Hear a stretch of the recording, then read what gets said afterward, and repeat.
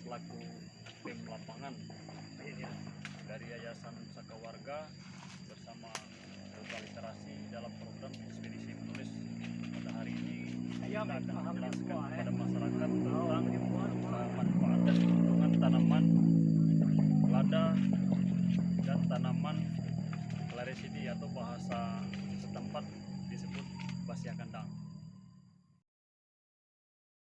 Tim ekspedisi menulis Saka Warga terjun ke lapangan untuk menjelaskan tentang topik pembahasan. Kali ini, peserta ekspedisi menulis menjelaskan tentang tanaman pendamping tanaman kopi. Di antara tanaman pendamping tersebut seperti tanaman lada, manfaat serta keuntungan hingga cara perawatan tanaman lada tersebut. Selamat siang teman-teman, saat ini saya sudah berada di kebun kopi milik salah satu warga yang berada di Desa Lesung Batu, Kecamatan Mulaulu, Kabupaten Lahat. Dan di kebun ini terdapat tanaman pokok yaitu kopi dan juga terdapat tanaman pelindung atau tanaman pendamping yaitu lada hitam. Dan saat ini saya sudah bersama pemilik langsung atau petani langsung yang saat ini sudah bersama saya. Baiklah Pak, dengan Bapak siapa Pak? Jansen. Nah, Bapak Jansen, alamat Desa Lesung Batu ya Pak? Iya benar. Lesung Batu, Kecamatan Mulaulu. Jadi kami dari Duta Literasi Penatani ID ingin bertanya-tanya kepada Bapak mengenai tanaman kopi berdampingan dengan tanaman lada ini. Boleh Pak? Iya. Jadi di tanaman kopi ini yang pokok kopi ya Pak? Iya benar, kopi. Jadi tanaman kopi ini apabila berdampingan atau mempunyai tanaman pelindung lada ini, kira-kira ini bagaimana ini Pak cara merawatnya ini Pak? Kalau untuk perawatan dia suka sebab dia ini kalau kita nyanyi kaul otomatis ini langsung siang pula, langsung bersih maksud.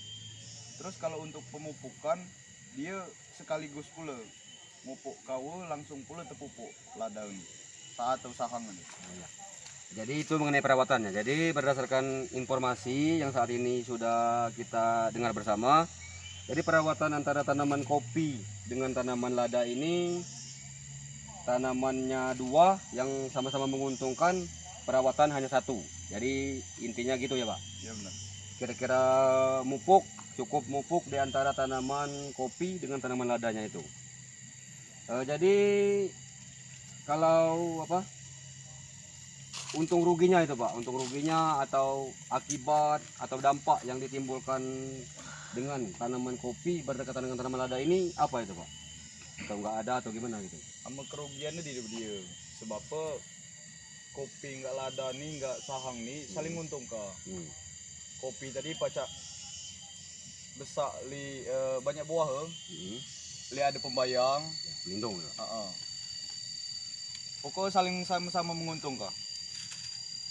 Jadi berdasarkan informasi dari petani bahwa tanaman kopi dengan lada ini maksudnya sama-sama menguntungkan. Jadi sama-sama menguntungkan itu dalam artian ada kopi perlindungan dan juga kita memberi pupuk kopi, otomatis lada juga ikut. Jadi gitu Pak. Iya, jadi yang terakhir mengenai masalah pemasaran Pak. Jadi maksud kami kalau kopi kan harga nasional ya Pak. Nasional itu maksudnya hampir sama gitu.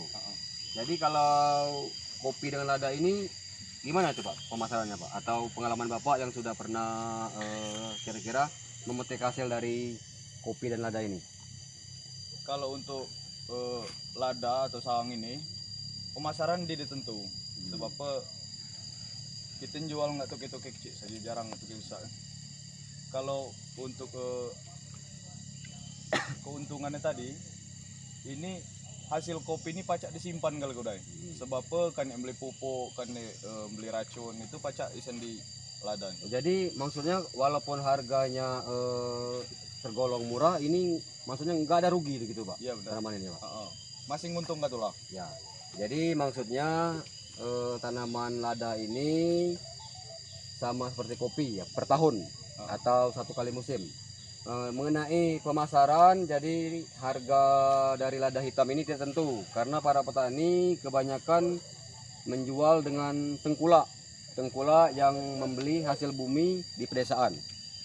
Nah, jadi walaupun seberapapun harga dari tanaman pendamping ini, para petani tidak ada merasa kerugian. Jadi mengenai harga ya. Iya, benar. Nah, mungkin ini penjelasan singkat dari petani Bapak Jansen.